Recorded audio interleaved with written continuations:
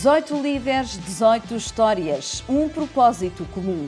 Este é o Roadbook Inspirar Pessoas, Afirmar Portugal. Uma rota de inspiração pelo país. Distrito a distrito, a nossa viagem não é apenas sobre lugares, é sobretudo sobre pessoas.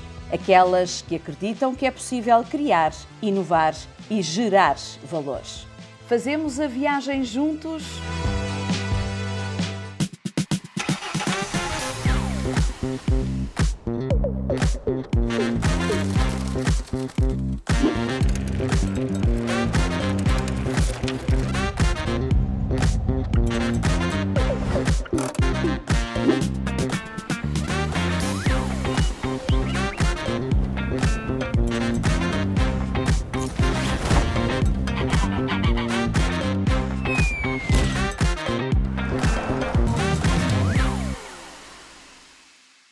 Sejam muito bem-vindos ao Roadbook Inspirar Pessoas, Afirmar Portugal. Hoje estamos em Leiria, na verdade num sítio muito especial, a Casa das Artes Vila Portela, uma antiga casa senhorial que ganhou uma nova vida enquanto espaço dedicado à cultura e à criatividade. À conversa connosco vão estar hoje Gonçalo Lopes, presidente da Câmara Municipal de Leiria, Rogério Ferreira do O, consultor e empreendedor, Jorge Santos, advisor estratégico e coordenador da CR-INOV, uma comunidade intermunicipal de Leiria, que nós já vamos falar um pouco dela, para não trazer tantas siglas logo aqui no início. Estamos num dos motores industriais do país e numa região que se afirma pela sua capacidade exportadora, mas distingue-se também pela força da cultura, pela criatividade e pela capacidade de unir pessoas em torno de um objetivo comum. Nos últimos meses, esta comunidade foi literalmente posta à prova. Muitas famílias, empresas e instituições continuam a recuperar das consequências do comboio de tempestades. Mas há alturas em que um lugar revela verdadeiramente quem é. Não apenas pela capacidade de resistir, mas pela forma como as pessoas se unem para recomeçar. Será que o verdadeiro crescimento começa precisamente aí? É essa viagem que propomos fazer hoje. E vamos começar precisamente com o Gonçalo Lopes, acompanhou os trabalhos no terreno, esteve ao lado das pessoas e eu gostava de lhe perguntar se é nestes momentos que nós deixamos de ter tempo para planear e fazer aquilo que tem que ser feito, arregaçando as mangas. É isto? Primeiro de tudo, obrigado, Cristina. Agradecer muito a oportunidade de fazer este episódio aqui em Leiria, passado estes 6 meses, e deixar aqui um apontamento, sobretudo da experiência que devemos seguir no momento em que tudo aquilo que estamos habituados a ter deixa de existir. Nós preparamos uma sociedade virada para o digital, virada para todo um conjunto de respostas que assentem em energia, eletricidade, comunicações e que fica de um dia para o outro totalmente vedada a uma população que ao mesmo tempo vive o problema nas primeiras horas, não sabendo que a 10 km, a 5 km, a 20 km, outros estavam a viver exatamente o mesmo que eles estavam a viver. E portanto o primeiro momento é tomar decisões sem conhecer. Nós tínhamos comunicação porque tínhamos um quartel que tinha Starlink, mas o resto de Leiria não tinha comunicação. Portanto, as primeiras horas é reconstruir um mapa do concelho através do passa-palavra e mandar emissários à junta A, B, C e D para que às 15 horas venham relatar o que aconteceu. Muito parecido com aquilo que o Marquês de Pombal fez a seguir ao terremoto, com o lançar dos censos, mas com o apoio das paróquias para saber o levantamento de estragos. Depois a questão do planear... É literalmente um plano de emergência, desculpe interrompê-lo. É um plano de emergência que tem que resultar fora do plano, porque dentro de um plano a gente nunca imagina que um quartel dos bombeiros voluntários vai abaixo, que o quartel do Exército fica com a saída vedada, que na base aérea de Monte Real, onde estão os F-16, que são os Fórmula 1, também são abatidos. Portanto, é por isso que a primeira mensagem que passamos é: nós estamos numa guerra e o nosso inimigo atacou os pontos estratégicos. E a infraestrutura que serve de recuo em situações destas, em termos do nosso plano, era o estádio, porque de facto tem infraestruturas de segurança e ele próprio viu o seu telhado voar. Portanto, naquele momento eram os danos e onde vamos colocar as peças-chave. O que é desafiante neste processo?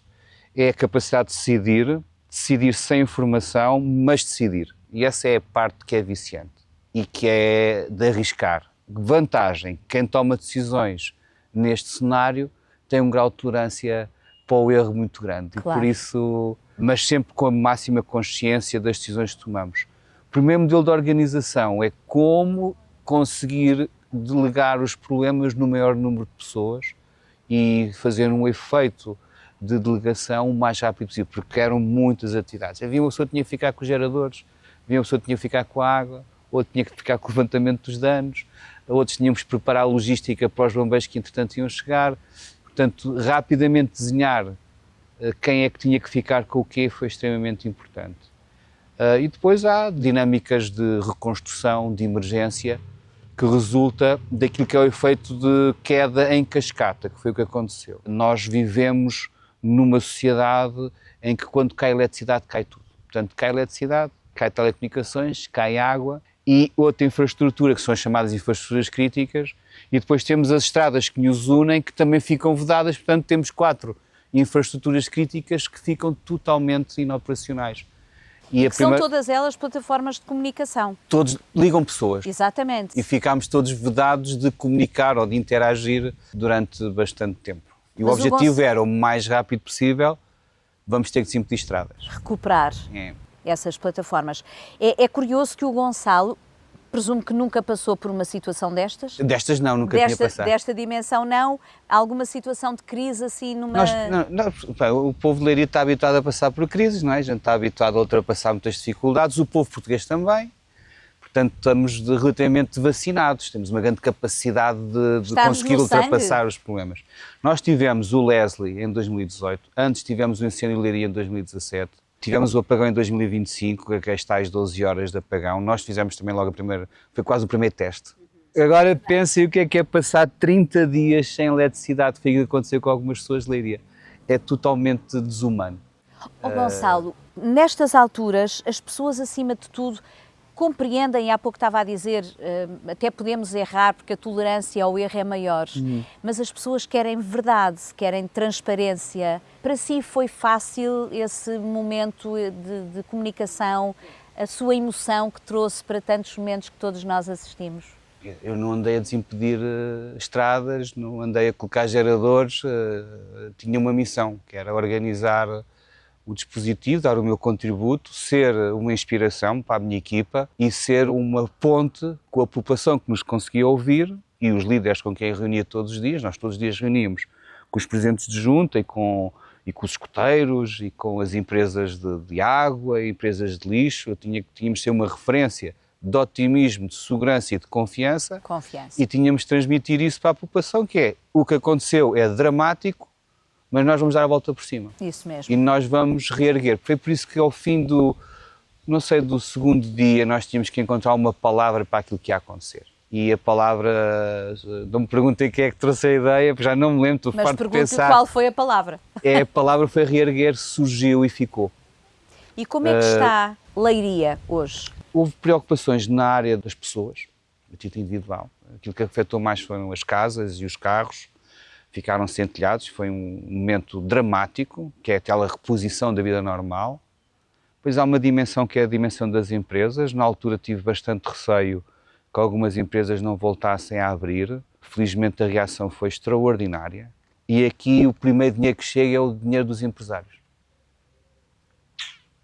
E a ajuda dos seus colaboradores, dos seus trabalhadores. Porque são eles que, no apanham fundo... a casa destelhada, mas foram para a empresa a ajudar a limpar o chão, a acartar com telhas, porque estavam a defender o seu posto de trabalho. Exatamente. E estavam a defender também aquilo que era a sua família, que é a família da empresa. Tal e qual. E esse é mais uma vez o sinal da grandeza das pessoas de Leiria, por isso é que eu disse que nós vamos reerguer e vamos prender muita gente.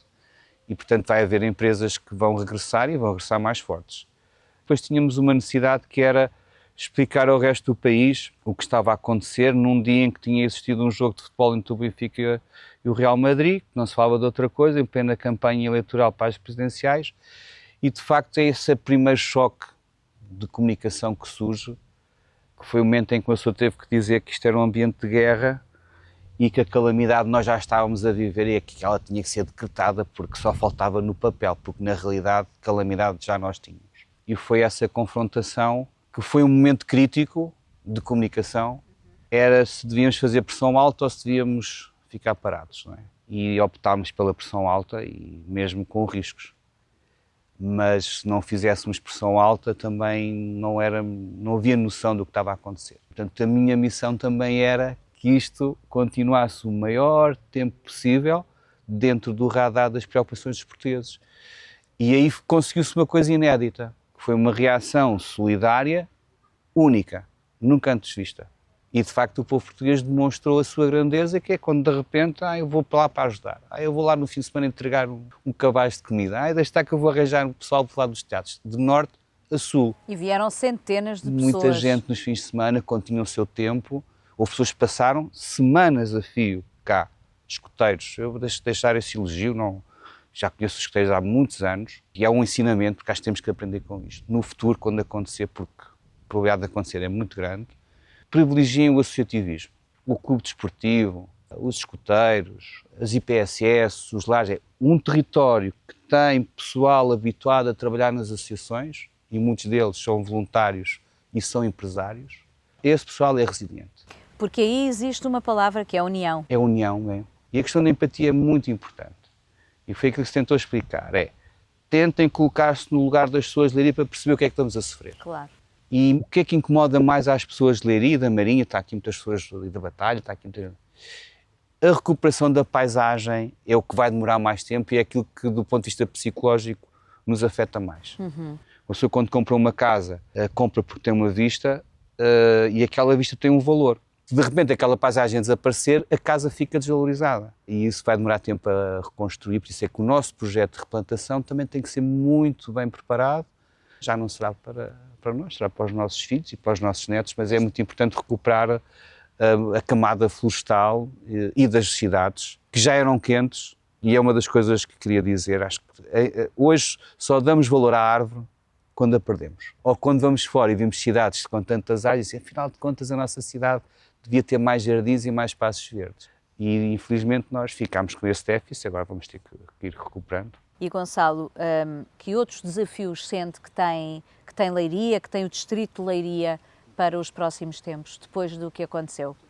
Vai haver um ritmo normal daquilo que é as ambições e as estratégias próprias de um território, que temos que manter intactas, e depois temos o que resultou deste novo fenómeno. Pronto, que isto é o grande exercício, no nosso caso da Câmara Leiria, não sei se os empresários estão a fazer uma coisa ou não, e de repente fiquei com duas câmaras, não é? Que é a Câmara normal, onde nós tínhamos o nosso programa, a nossa ambição, a nossa vontade, e uma Câmara que tem que estar preparada para reerguer e reconstruir o destruído. E estou convencido que este exercício que se faz na cabeça de muita gente que tem que tomar decisões acontece também. Por isso, a nossa ambição da Câmara antes da Cristina mantém-se intacta. Continuar a apostar na promoção do empreendedorismo, da economia, de zonas industriais, captação de investimento, melhoria da mobilidade, com a chegada da alta velocidade da Leiria, que vai ser muito importante, ficamos a 30 minutos de Lisboa, a afirmação cultural, desportiva, assente na promoção do associativismo. Isso é o que garante a qualidade de vida das pessoas no nosso concelho. E agora ficou bem evidente, porque houve lares a receber, velhinhos ficaram sem telhado, porque se não tivéssemos lares, que são investimentos de anos, de associações, de caroliço, nós não tínhamos onde os colocar e tiveram lá para ajudar. E, portanto, a aposta no associativismo é, de facto, uma aposta que cria a tal empatia, o tal lastro de comunidade. Está muito associado com o conceito de sociedade que estamos a construir com a inteligência artificial. E este é o primeiro exemplo, que é no dia em que deixámos de ser digitais, voltámos a ser comunidade. E aí é que é importante perceber que é nesse momento em que ninguém pode ficar para trás. E vai à essência daquilo que é vivermos em conjunto. Que é, há um vizinho que está com azar, temos que lá ver se ele está bem. É? E é um sentimento de realização e de dizer, olha, é isto é a essência de existirmos em sociedade. Não podemos desistir. De ninguém. É verdade. Para terminar, referiu a cultura e nós estamos aqui num espaço que simboliza esta aposta da Câmara também na cultura. Qual é que tem sido a vossa estratégia neste âmbito cultural, que me parece que é um ponto forte aqui de Leiria? Sim, a cultura em Leiria cresceu muito do ponto de vista da afirmação. A cultura serve para nos tornarmos mais criativos, a cultura ajuda a cuidar, que é muito importante, e nós temos experiências disto, não é? Nós temos música nos hospitais, nós temos dança nos lares, ou seja, não é só a cultura criativa, temos a cultura que cuida, a cultura ao serviço das pessoas e do lazer e da afirmação de uma identidade, porque a cultura aumenta a nossa autoestima. Nós temos um espaço onde se promove a literatura, a dança, a cultura, faz-nos subir em termos também de valorização pessoal e, portanto, é também uma marca. E estamos a falar da Senhora das Marcas. E para atrairmos talento, nós temos que ter uma agenda cultural, porque os jovens e os menos jovens, hoje querem ter espaços de referência como este, onde podem estar ao final de tarde, e a cultura obriga-nos a estar juntos como comunidade. Portanto, é um equilíbrio entre a competitividade económica, num território muito económico, onde obriga a trazer o trabalhador, o empresário para a vida da cidade, para a vida da cultura, para dizer não é só negócio, não é só trabalho. Há vida para além disto. É também prazer. Exatamente. Muito obrigada. Obrigado. Vamos agora dar a palavra ao Rogério Ferreira do O. O Rogério é um dos nossos coautores, uma das pessoas que eu trato por tu, portanto eu acho que te vou tratar por tu nesta conversa, Rogério. Claro. O teu percurso tem acompanhado empresários ao longo da tua carreira, líderes e organizações em processos de transformação. Não é por acaso que dedicas este capítulo que escreves do livro Inspirar Pessoas a Afirmar Portugal precisamente ao tema do crescimento. Neste momento que Leiria atravessa, falar de crescimento exige, aos meus olhos e seguramente aos teus, alguma sensibilidade. Claramente que sim. Será que, Rogério, o crescimento começa apenas quando tudo volta ao normal ou começa muito antes na forma como escolhemos olhar para o futuro? Eu diria que o crescimento começa sempre na forma como decidimos olhar para o futuro. E efetivamente é muito evidente para quem estava a acompanhar a calamidade que aconteceu em Leiria, que para além daquilo que impactou a vida pessoal, houve também um grande e um forte impacto económico, porque nós assistíamos, e isso era uma coisa muito clara, muitas empresas a dizer que tinham perdido a sua capacidade produtiva, muitos líderes, inclusive, naquela primeira reação, a dizer eu vou abandonar, não tenho condições de me reerguer, e de facto reerguer é um excelente conceito, é muito mais do que uma palavra, é toda uma ideia, toda uma estratégia. E é projetar futuro. E é claramente projetar futuro. Nós falamos de crescimento e do desígnio que deve ser o desígnio português de crescer, mas quando vivemos uma tragédia como esta que aconteceu aqui em Leiria, temos que nos preocupar com o passo anterior, que é sobreviver. Sobreviver. E quando se perde tudo, como tu dizias há pouco, e estamos numa dinâmica de desânimo, há que ter líderes inspiradores, como dizia o Sr. Presidente, para trazer ânimo às pessoas, aos empresários, aos colaboradores, e obviamente que é muito claro que este espírito comunitário que se viveu aqui foi ele muito inspirador. As pessoas apoiaram-se e inspiraram-se mutuamente para poderem se reerguer, e vou reutilizar a palavra, e poderem pensar primeiro em como é que eu me estou a ver no futuro, e se calhar esta é também uma oportunidade de fazer alterações no modo organizacional dentro das empresas, até na forma... Aproveitando o momento, não é? Para fazer transformações. Exatamente, porque estamos num processo de reinvestimento, porque se perdeu tudo, se comprometeu o processo produtivo, porventura este é o momento de pensar de que forma é que eu vou chegar mais longe, de que forma é que eu posso mudar o que estou a fazer para poder alcançar e poder crescer mais ainda. E efetivamente eu creio que isso é uma coisa que se vive. É um exemplo para o país, não é? É um exemplo para o país. E para todos nós. Uma coisa que nós podemos dizer, claramente que sim, claramente que sim. Uma das coisas que referiu o Sr. Presidente, e nas quais eu estou absolutamente de acordo, é que o ser português e o ser leiriense, não tenho dúvida que é assim, é também saber reagir a momentos difíceis. E eu dou um exemplo muito simples. Nunca como na crise que vivemos em 2011, 2012, nós crescemos tanto nas exportações. E isto é sintomático. Porque no desconforto que se faz acontecer mais coisas, não é? Porque não estávamos a conseguir vender internamente, porque o mercado doméstico quebrou, houve que procurar outras soluções. E isto é este desígnio português que podíamos, eu diria, insuflar, que é, vamos fazer melhor, sempre, em cada momento. Não precisemos de catástrofes. Exato. Para dar o nosso melhor. Aliás, tu escreves que aumentar a ambição de crescer é o desafio para o nosso país. E questionas se Portugal tem alguma resistência ao crescimento. Continuamos, como país, a pensar demasiado pequenino? Eu acho isso. E acho que o condicionamento, eu vou usar uma palavra horrível, que é o do sistema, eu diria da legislação, do que nos envolve, aquilo que podemos falar dos custos de contexto, levam-nos muitas vezes a tomar medidas que constrangem o nosso potencial de crescimento. E isso é aflitivo. Nós temos alguns ditados populares e nos ditados populares está encerrado muito daquilo que é o ser português. Não dar um passo maior do que a perna. As pernas. E efetivamente isso é óbvio. E devemos ter esse cuidado. Mas quando isso é de tal forma constrangedor, nos limita a ambicionar dar um passo para além das nossas pernas, crescer, ir além do que nós fazemos hoje. Mas muitas vezes o empresário português prefere abrir uma empresa ao lado a fazer crescer a sua. E isto porque existem benefícios em ser pequeno, o que é aparentemente uma boa ideia, mas que nos constrange na nossa capacidade de crescer.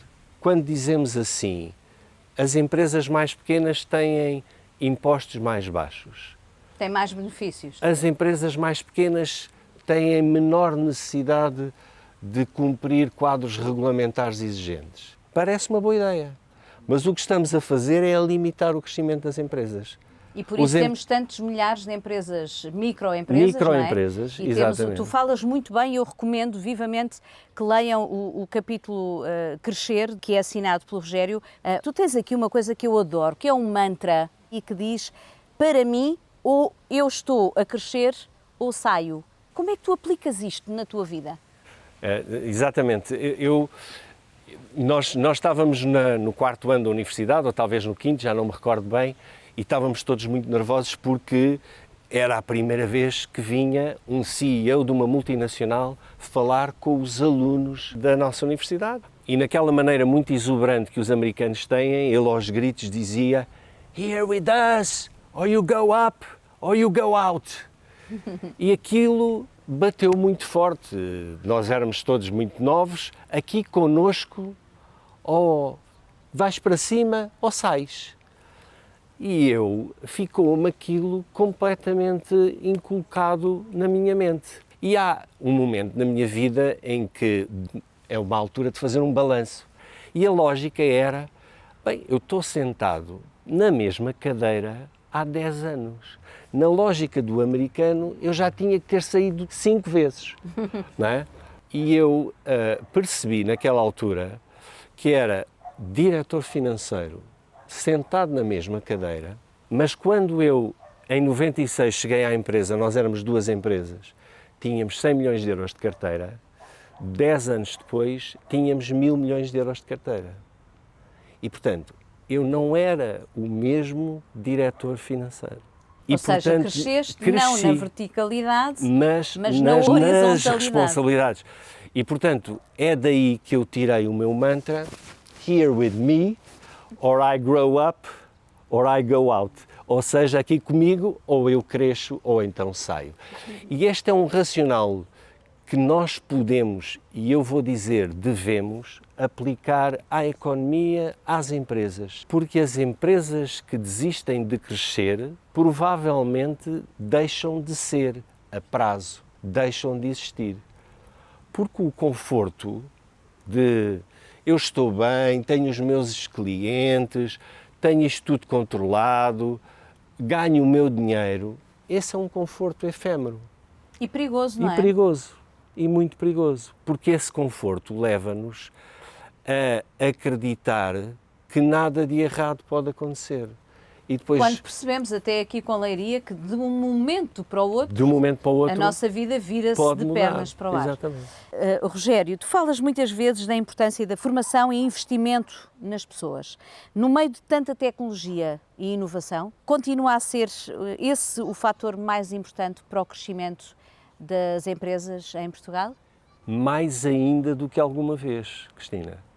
Porque nós estamos a viver uma revolução de facto. E é a nossa capacidade de investirmos no capital humano, na reinvenção de cada um de nós E da sociedade. e da sociedade no seu todo, que está a nossa capacidade de competir no futuro. Porque sem isso, vamos deixar que quem está a chegar ao mercado de trabalho e que se habituou a perguntar tudo à inteligência artificial, numa dinâmica muito perigosa, não tem capacidade crítica de perceber as respostas que está a receber, se são ou não viáveis e se compaginam com as necessidades. Nós temos que conseguir formar as pessoas que desenvolveram essa capacidade crítica na utilização destas novas ferramentas. E desculpa interromper o teu raciocínio, mas não resisto a fazer-te esta pergunta.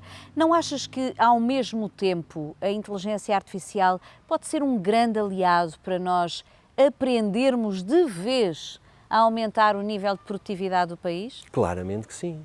De que forma é que achas que isso pode acontecer? Esta coisa tem que partir de uma ambição muito pessoal. De cada um de nós, não é? Cada um de nós. Tenho exemplos muito próximos de alguma aversão a utilizar a inteligência artificial. Há quase como que uma lógica de eu estou a fazer batota. Não! A inteligência artificial, se quiserem comparar, é como se nós, aqui há uns anos atrás, tivéssemos desistido de utilizar a máquina de calcular e ainda estivéssemos a fazer as contas da mesmíssima maneira. A ambição de cada um de nós tem que ser de que forma é que eu vou utilizar a inteligência artificial para fazer melhor o que faço e para fazer mais ainda. Mais rápido? Mais rápido. E mais em quantidade. Portanto, mais vamos ter uma esperança de que este momento pode ser um momento transformador para Portugal. Claramente. E esperamos que a nossa inspiração também tenha aqui Exatamente. uma cotazinha de responsabilidade. Se o talento é fundamental para o crescimento, sabemos que por si só não chega. É preciso criar ligações entre empresas, instituições e centros de conhecimento para transformar ideias em inovação e desenvolvimento. Jorge Santos, agora a conversa é connosco. O Jorge é advisor estratégico e coordenador de umas coisas que têm assim uns nomes muito pomposos, CR9, uma iniciativa da CCDR Centro, e eu começo precisamente para pedir ao Jorge para nos explicar o que é que vocês fazem. Muito obrigado e cumprimento aqui o Rogério e o Presidente Gonçalo e os meus amigos que estão aqui. Sempre tem existido aquela velha discussão entre a academia e os empresários, que os empresários não sabem o que é que a academia está a desenvolver e os académicos e os investigadores não sabem o que é que as empresas necessitam. Precisamente. Esta iniciativa da CCDR Centro, para a região Centro, é exatamente para colmatar esse problema e essa questão. Estamos divididos em 8 regiões, no ensino, coincidem mais ou menos com as comunidades intermunicipais da região Centro e, portanto, o que é que permite? Permite que as empresas possam ir buscar conhecimento onde está a ser produzido e saber que ele está a ser produzido e que quem produz o conhecimento possa também ter contactos com empresas. Esta ligação é feita através de reuniões em que levam sempre desafios de empresas e também investigações que estão a ser realizadas. E depois fazem estes cruzamentos. E, portanto, o que é que tem saído daí?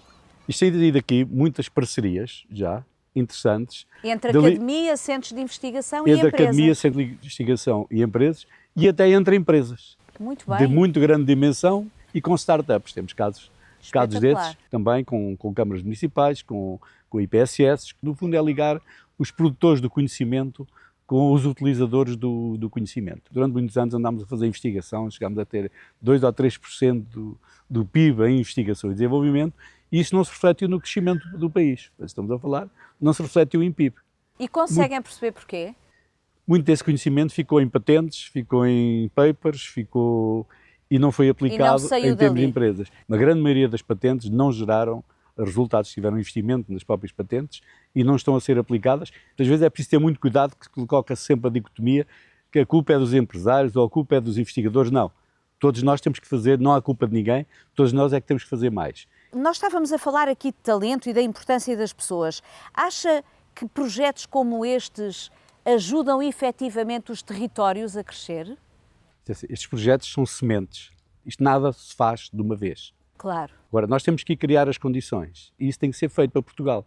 Nós temos que ser mais inovadores, temos que criar alguns projetos de ruptura e não andar só no incremental, como nós andamos aqui na Europa, porque nós estamos a chegar à conclusão que estamos a crescer menos do que o mundo. E se nós estamos ainda a crescer tanto como a Europa, portanto nós estamos a crescer menos que o mundo também. Ó Jorge, o que é que está errado? Tem que haver uma maior agilidade entre o sistema, entre as empresas e entre os investigadores. O próprio estatuto do investigador muitas vezes limita, e aquilo da forma como é avaliado e o que tem de fazer, limita esse tipo de colaboração. Nós, durante muitos anos, andámos a fazer doutoramentos para ficarem nas universidades e nos politécnicos. Portanto, há imenso conhecimento, há imenso saber e depois não se transforma esse conhecimento e saber em economia, A economia, pura e em dura. PIB, eu costumo dizer, é transformar Em o conhecimento em PIB. Exatamente. Para crescer. O Jorge costuma dizer aqui sobre Leiria que a malta daqui não há cá calimeros. Não, porque há uma expressão que eu uso. Porquê que não há aqui calimeros? Não, nós aqui tentamos fazer aquilo que é a nossa parte. Acha que o que vocês estão a fazer pode ser assim um catalisador também inspiracional que se possa aplicar no resto do país? Sim, nós tivemos aqui sempre temos tido situações, no caso do Covid, por exemplo, e vou começar Explique-me mais o que atrás, foi. Sim. que foi criado um gabinete económico e social. Portanto, existe aqui um ecossistema que funciona, portanto, e tem a ver com a Unidade Intermunicipal, Câmara de Leiria, com a NERLEI, com o Instituto Politécnico, em que saíram um conjunto de iniciativas, entre os quais, por exemplo, um fundo de investimento regional para investimento e para desenvolvimento de empresas, estamos aqui a falar mais na área da tecnologia, e saiu, que eu já falei, partilhei consigo, uma agenda que é a Agenda Embalagem do Futuro, que está a ter excelentes resultados. Ainda agora recebi ali a notícia que vai ser nomeada para um prémio também em Chicago. Portanto, Uau, parabéns! mais um prémio em Chicago, de uma embalagem que foi criada, era uma embalagem para peixe, para ter uma ideia. Uma embalagem para peixe. Para peixe, com temperatura controlada. Posso dizer que, por exemplo, teve agora, e também partilhou comigo, em Singapura, e afinal a embalagem é importante e já quer a embalagem para transportar semicondutores, para transportar outros materiais eletrónicos com essa embalagem. Ó Jorge, diga-me lá, você conhece muito bem o território do ponto de vista de economia local. Quais é que acha que são os desafios que Leiria, do distrito de Leiria, tem neste momento e como é que pode aproveitar esta adversidade que aconteceu, transformá-la numa oportunidade de crescimento? Nesse âmbito temos um desafio aqui de sucessão. Nós temos uma geração dentro de empresários das empresas e de continuidade dos negócios. E o negócio pode não ser só por sucessão, pode ter continuidade de variadíssimas formas. Nós precisamos sistematizar os nossos processos de gestão. Não vale a pena aplicar ferramentas de inteligência artificial em processos mal construídos. Temos outro desafio que é a dimensão das empresas. Isto já foi aqui de alguma forma referido. Temos empresas muito pequenas, que têm vantagens em períodos de crise. Normalmente, nos períodos de crise, quando chega uma multinacional, fazem o rácio per capita das vendas e vamos despedir não sei quantas pessoas hoje. No caso das PMEs, há sempre uma questão social, um apoio social que às vezes é perverso, que as pessoas mantêm, mas que é muito importante no tecido empresarial. Temos que capitalizar melhor as nossas empresas. Como é que nós conseguimos ter formas de crescer sem ser só com capitais alheios, é que as pessoas possam manter também a estratégia empresarial e possam fazer crescer a nível das pequenas e médias empresas. E já falei, temos o desafio da transformação digital. Isto é um bocado que ou vai ou sai. Exato, exatamente. Bem agora, aplicado. Isto vai mudar também em termos das próprias empresas. Não vai dispensar as pessoas, vai muitas vezes realocar e vai exigir uma coisa muito importante, que é a formação das pessoas. E nós temos, já agora, para o crescimento, uma coisa fundamental que o país não tem e que nós temos muito pouco aqui em Leiria, é a formação profissional. Em países como a Alemanha e como a França, as pessoas saem do liceu todas com uma profissão. Sabem fazer, e depois vão seguir os seus estudos. Isso é muito interessante. Mas os cursos de formação profissional, e que temos aqui da escola, muitas vezes estão estigmatizados. Os jovens não querem ir. Há um preconceito em relação Sim, são inferiores, não é? Portanto, sem saber fazer as coisas, as pessoas não vão ter dificuldade em ter o desempenho nas empresas. E é um bom momento para nós irmos ao público. E eu vou pedir para o Vasco Silva, que está ali, se juntar agora à nossa conversa. Leiria é candidata à Capital Portuguesa de Cultura em 2028, uma candidatura que reflete a importância que a cultura tem na cidade e o trabalho de muitas pessoas e projetos que a mantêm viva. Vasco, sei que tem aí na sua mão, não esconda, porque nós queremos que partilhe connosco, um pequenino livro, eu vou-lhe chamar assim, que se chama A Música Dá Trabalho. E eu pergunto-lhe, a música dá trabalho? Então, muito boa tarde a todos, obrigado pelo convite para estar aqui, para apresentar aqui este projeto, do qual nós nos orgulhamos bastante, dentro da nossa cooperativa cultural que se chama Omnicord Record. A música dá trabalho, sim, é um esforço, como todos os outros trabalhos, sem dedicação não é possível fazer nada nesta vida, mas também é uma profissão digna. Na Omnicord nós temos o sonho, a vontade, e dedicamos-nos diariamente para que esta profissão seja valorizada como as outras. Felizmente temos a oportunidade de estar todos com um contrato de trabalho, portanto tentamos fugir desta ideia de que a música, que a cultura é uma área precária, que ainda é, de facto, mas tentamos lutar todos os dias e muita dessa luta é feita também nas escolas com os mais novos. E este projeto, A Música Dá Trabalho, parte deste livro, pronto, é um livro que também nos orgulhamos assim bastante, foi escrito pelo Hugo Ferreira e pela Patrícia Martins.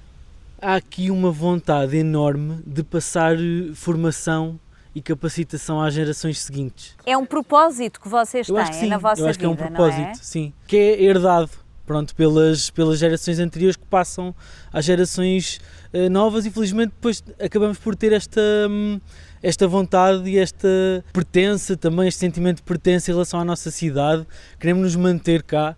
Também temos o privilégio da nossa cidade de nos proporcionar coisas que se calhar outras cidades, sem ser Lisboa e Porto, não proporcionam e portanto dá-nos aqui capacidades e ferramentas para continuarmos cá e para continuarmos esta luta, e é isso que tentamos fazer. É uma forma de fixar as pessoas também à vossa terra, não é? Claro, sim, Muito bem. Obrigada, Vasco. Obrigado eu. Temos aí quase ao seu lado o Francisco Santos, diretor Região de Leiria, um jornal que se assume como memória da região, mas também como um espaço onde as pessoas podem ser ouvidas e onde se pensa o futuro. Há pouco o Francisco estava a falar-me de um projeto especial que estão a fazer agora, precisamente para dar voz às pessoas aqui da região. Partilhe connosco, porque esse projeto é muito bonito. Viva, muito boa tarde. Esse projeto concreto é um percurso que estamos a fazer pelas freguesias, com um objetivo muito claro, que é pensar a global, agir local,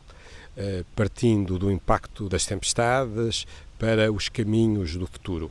Nós começamos por ouvir as pessoas. As pessoas precisam de falar, precisam de contar as suas histórias, precisam de dizer como é que foi aquela noite de 28 de janeiro, como é que foi as semanas e os meses seguintes, como é que se sentem hoje. Há um balanço que está para lá das folhas de Excel, que é o facto de as imagens do comboio de tempestades, as imagens passarem a habitar dentro das pessoas. E isso é o lado imaterial que tem que ser sublinhado depois deste tempo em que a telha foi reposta, a lona foi esticada e já não chove dentro de casa, mas há marcas profundas que significam um sofrimento grande e que isso mudou muito a vida das pessoas. Chama-se Jornalismo ao Vivo, não é? O projeto? Sim, chama-se Jornalismo ao Vivo. Isto é também, enfim, porque em cada lugar há histórias únicas que têm que ser revelados. Em Monterredondo houve empresas com prejuízos de milhões de euros, mas houve também pessoas que pensaram acabar com a vida, tal era o seu desespero. E é dessa forma que nós assumimos este compromisso de serviço público e de estar próximo das pessoas e dos seus problemas. Muito obrigada também pelo seu contributo. Não podíamos deixar de trazer para este episódio, que já está na reta final, a voz de um empresário. Fernando Breda representa a Molgás, é administrador desta empresa que faz um investimento internacional na região de Leiria e é hoje uma referência no setor da energia. Está a desenvolver um projeto inovador que transforma resíduos agropecuários em biometano, contribuindo para a transição energética e para uma economia mais sustentável, que é hoje tudo o que nós queremos e ouvimos tanto falar. Fernando, porquê que a Molgás escolheu Leiria? O que é que encontrou aqui que para vocês foi assim tão interessante? Obrigado, Cristina. A Molgás está em Portugal, de facto, há mais de 20 anos. É uma empresa no domínio da energia com uma forte tradição no gás natural, que é um combustível fóssil, e desde logo foi para a Molgás não apenas um dever, mas uma obrigação contribuir para mitigar essa pegada ecológica associada ao fóssil e tentar procurar projetos sustentáveis que permitissem compensar a pegada que deixa. Sendo daqui de Leiria, combinando um enorme passivo ambiental associado à bacia hidrográfica do Lis, o que acontece frequentemente, que são descargas ilegais e uma bacia com teores de poluição muito acima da média, não nos podemos esquecer que Leiria também tem uma das maiores concentrações de suiniculturas do nosso país. Combinando tudo isto, a Molgás decidiu trazer um destes projetos para Leiria. Então é um projeto que é diferenciador por vários motivos. Transforma resíduos em energia, resíduos que se iriam perder de outra forma e contribuir para a degradação da camada do ozono, e é um projeto ganhador em todas as frentes. Ganha a quantidade de produtores de resíduos suinícolas porque têm um local onde podem levar os seus resíduos sem ter que os descarregar de forma ilegal. Ganha uma infraestrutura pública, que é uma ETAR que está subcarregada e que tem uma alternativa para a descarga destes resíduos. Ganha a Molgás, porque vai produzir energia e certamente vai gerar valor. E ganha o município de Leiria e eu diria que não fossem algumas adversidades no contexto dos licenciamentos, nós poderíamos ter um cluster desta parte renovável aqui em Leiria e certamente vamos tê-lo. Mas há pouco estavas a dizer que lhe falta qualquer coisa para ele ser uma realidade. Entendi bem.